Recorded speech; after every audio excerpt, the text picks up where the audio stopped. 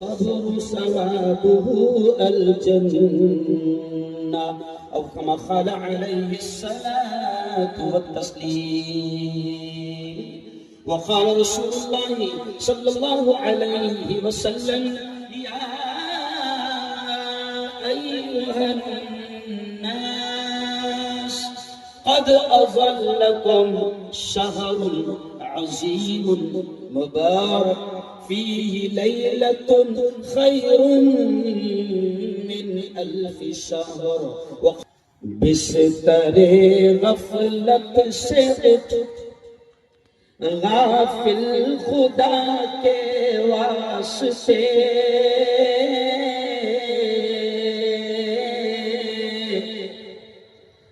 کر مہیا اٹھ کے کچھ روزے جزا کے واسطے.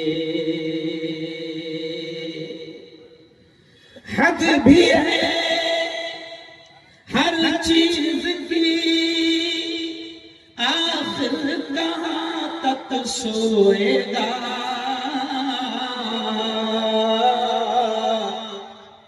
حد بھی ہے ہر چیز کی، آخر کہاں تک سوئے گا.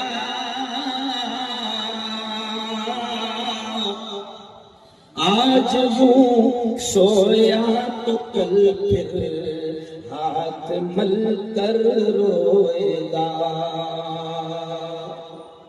جاگنا وہ جاگ لے افلاک کے سائے تلے، ورنہ پھر سونا پڑے گا خاک کے سائے تلے. ورنہ پھر سونا پڑے گا خاک کے سائے تلے. اور بڑی تعداد الحمدللہ علماء کرام کی یہاں پر موجود ہے. دوستوں میں آپ کو بتا دوں کہ یہ جو اجلاس ہے جمعیت علماء قرون ضلع بھوپال کی جانب سے استقبال رمضان اور اصلاح معاشرہ کے عنوان سے سجایا گیا.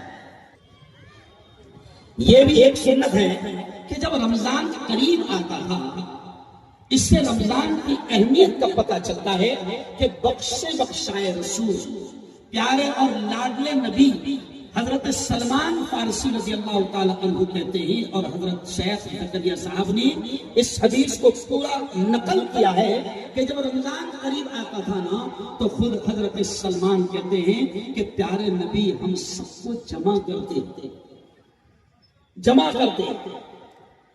اور جمع کرنے کا ایک مقصد ہوتا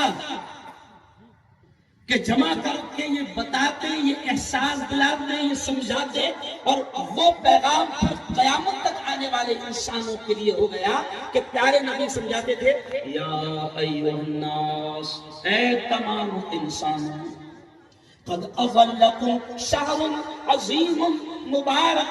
نبی پاک کے الفاظ ہے، پیارے آقا فرماتے ہیں: اے لوگو، بڑی عظمت والا، بڑی برکت والا، بڑی رحمت والا، بڑے خیر والا مہینہ تم پر سایہ فگن ہو رہا ہے. نبی سمجھا. اور پھر اللہ کے نبی صلی اللہ علیہ وسلم اس کی اہمیت کو سمجھاتے کہ اے لوگ سنو، وہ ایک مہینہ ایسا ہے کہ اس ایک مہینے میں ایک ہی رات ایسی ہے جو ہزاروں مہینوں سے افضل ہے. لیکن میں میری بہنوں کو سامنے رکھتے ہوئے اور عوام الناس کو سامنے رکھتے ہوئے میں آپ تمام سے یہ کہتا ہوں کہ میرے دوستو، آپ اس مہینے کی اہمیت کا اندازہ اس بات سے بھی لگا سکتے ہیں کہ بخشا بخشایا نبی 2 مہینہ پہلے سے اللہ سے مانگتا تھا، رو رو کر، گڑ گڑا کر: اللہم بارک لنا فی رجب و شعبان. اللہ کے نبی رو رو کر اللہ سے دعا کرتے تھے، اے اللہ ہمارے رجب میں برکت عطا فرما، اے اللہ ہمارے شعبان میں برکت عطا فرما، وبلغنا الی رمضان، اور مالک ہم کو رمضان تک پہنچا دے، رمضان بھی دے دے. اللہ کے نبی جب یہ دعا مانگتے تھے 2 مہینہ پہلے سے رو رو کر گڑ گڑا کر اللہ کے نبی یہ دعا مانگتے تھے کہ اے اللہ رمضان دے دے، اے اللہ رمضان دے دے، اے اللہ رمضان دے دے. تو کوئی تو خاص بات ہے رمضان میں، کوئی تو خاص بات ہے کہ نبی مانگتے ہیں. اور ذرا میں احساس دلانے کے لیے کہہ رہا ہوں کہ ذرا سوچیں کہ بخشا بخشائے نبی 2 مہینہ پہلے سے اللہ سے رمضان مانگتا تھا. او بھوپال والوں، او قرآن والوں، میں آپ سے سوال کرتا ہوں، میں آپ کو شرمندہ کرنے کے لیے سوال نہیں کر رہا ہوں، میں آپ سے سوال کرتا ہوں، شرمانا مت، شرمانا مت. ذرا ہاتھ اٹھا کر بتاؤ کہ کتنے لوگ ہیں جو 2 مہینہ سے اللہ سے رو رو کر رمضان مانگ رہے ہیں؟ ذرا ہاتھ اٹھا کر بتاؤ. مفتی صاحب دیکھیے، دیکھیے میں شرمندہ کرنے کے لیے نہیں کہہ رہا، ایک احساس دلانے کی کوشش کر رہا ہوں. مفتی صاحب پورے مجمع میں سے صرف 4 یا 5 ہاتھ اٹھے ہیں جو یہ کہہ رہے ہیں کہ ہاں ہم رمضان کو رجب سے مانگ رہے ہیں. یعنی آپ سوچیں کہ ہم کس بھول بھلیا میں کھوئے ہوئے ہیں.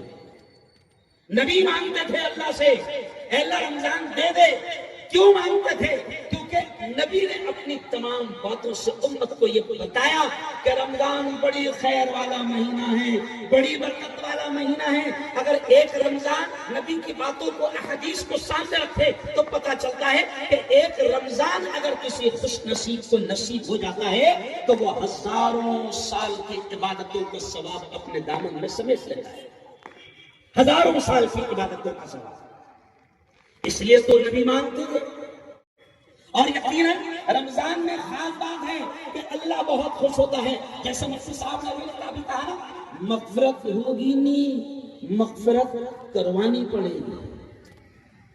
رونا پڑے گا، گڑ گڑانا پڑے گا، اس کے سامنے حالات کو رکھنا پڑے گا.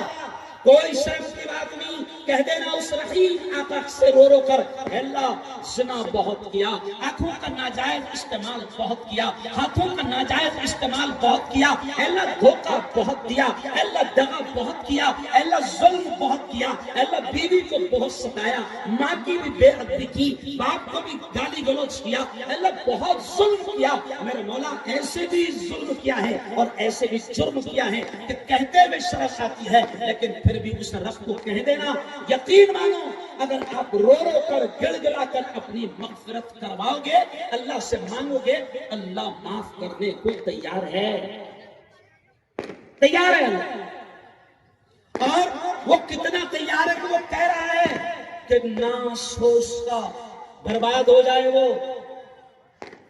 لعنت ہو اس پر کہ جس کو اللہ رمضان کا مہینہ دے اور پھر بھی وہ اپنی مغفرت نہ کرے. ارے بھئی اللہ خوش ہے، اللہ خوش ہے. اللہ یقیناً اس مہینے میں بہت خوش ہوتا ہے. بالکل سادے انداز میں میری بیٹیوں، میری بہنوں، میں تم سے کہہ رہا ہوں کہ اگر اللہ رمضان دے دے. اچھا سنو، یہ بھی ایک بات یاد آتی مولانا، رمضان مانگنا پڑے گا. ابھی آپ کو کیا لگ رہا ہے؟ الحمدللہ مل گیا، کل تو ہے، کل تو الحمدللہ مل گیا. مفتی صاحب پچھلے سال عیدگاہ میں مغرب کی نماز پڑھا رہا تھا، جس دن چاندرا تھے مفتی مجیب صاحب، چاندرا ہونے والی تھی. مغرب کا سلام میں نے پھیرا اور 2 چٹھیاں میرے ہاتھ میں آئی.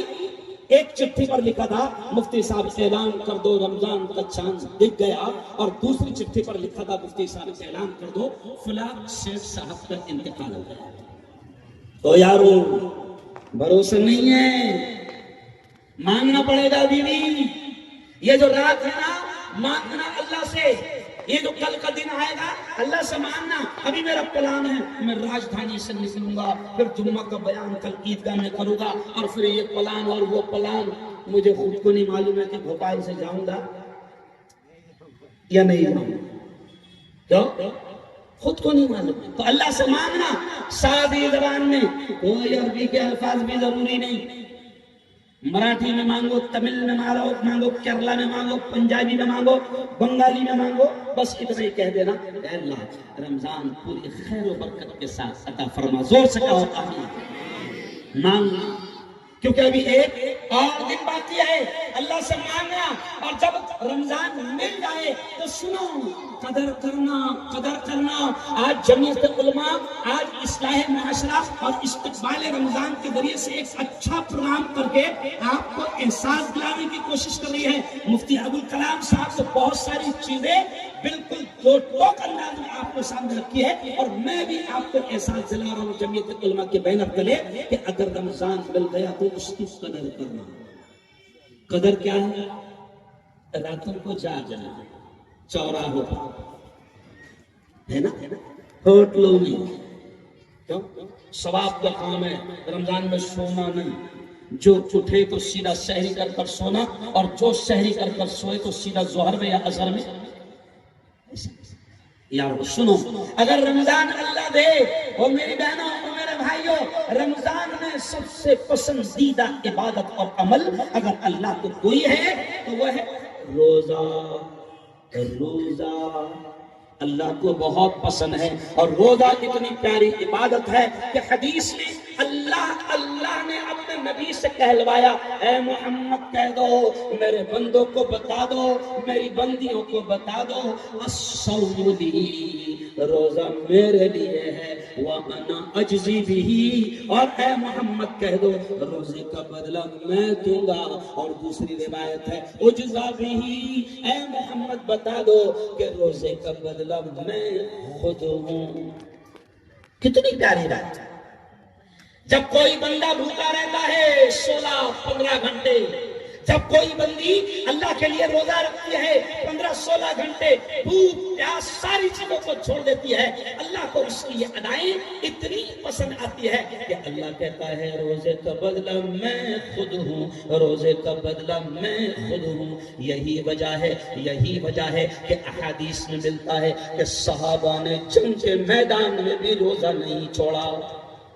آج مفتی صاحب افسوس کے ساتھ کہنا پڑتا ہے کہ بہانے سے امت کے ہٹے کٹے جوان روزہ چھوڑا، بہانے سے۔